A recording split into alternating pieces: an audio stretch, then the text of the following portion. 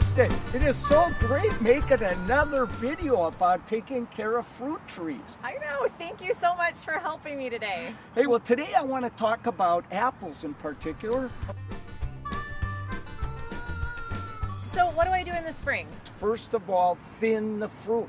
Okay. So, there's a whole bunch of apples on that little clump there. Right. So I always keep just the biggest, best one and pick off all the rest. If you do it before the fruit is the size of a nickel, the tree gets a message that it should make those apples that you left way bigger.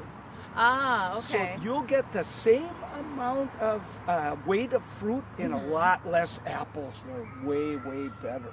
Yeah, Okay. that makes a lot of sense. It really does. Right after you thin, that's when you want to put on your apple maggot barriers. And of course, soaked in surround, so they're also now coddly moth barriers. Yoo-hoo! You might want to put up orchard mason bees. These are little native bees. They're blue. Oh, If you look okay. at them, you think they're a fly. Huh. And you can get these boxes, and they come with really good instructions. You put those up about the first day of March on a south wall. They fly when it's colder than regular bees. They're the best pollinators because they're horrible flyers. Ah,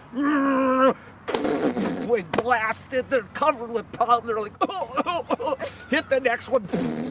So they're great pollinators, they're gonna shake it all over your tree. Yeah, so I love putting it. some of those out would really help with pollination. Okay, how Okay. much do they sting? They don't sting at all. The All right. only time I've ever heard of somebody being stung on one, he sat on it. He did say it was an uplifting experience. How about in the summer? What do I have to do? Thin it out a little bit. You got all those sprouts growing through Right. there. You thin those out and get better air circulation in there, less chance of disease. And also, if more sun hits the fruit, it ripens quicker. Oh, sure.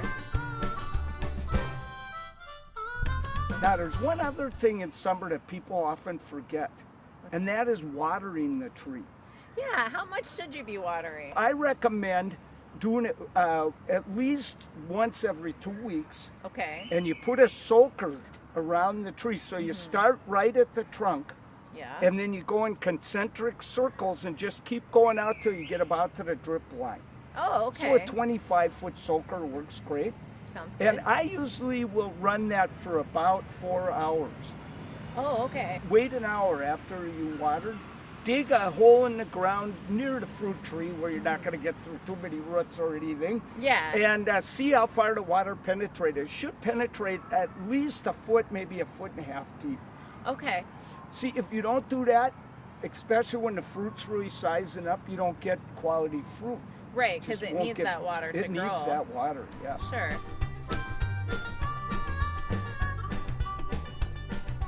And when I move into fall, that's the good part, right? Because I get to start harvesting and eating those apples. Yeah, and that, that's so important to harvest and eat the apples because, that's the saddest thing when you see all the apples lying on the ground, And a lot of people go, how the heck do I know when the fruit is ripe?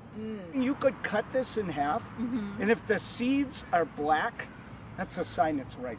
Oh, okay. But then there's only one real way to know, and that is chomp. You got to chomp.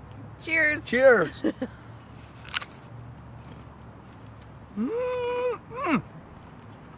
Oh, that's delicious. It's tasty. Then in fall, the only other thing is just when the leaves do fall down, rake them up, get rid of any old apples. Don't leave, apple mummies up in the tree, Right. shriveled ones. And then your job's pretty much over for the fall.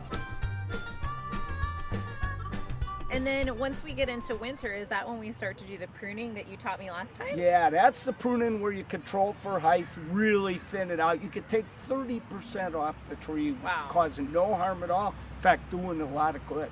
Okay. Wonderful.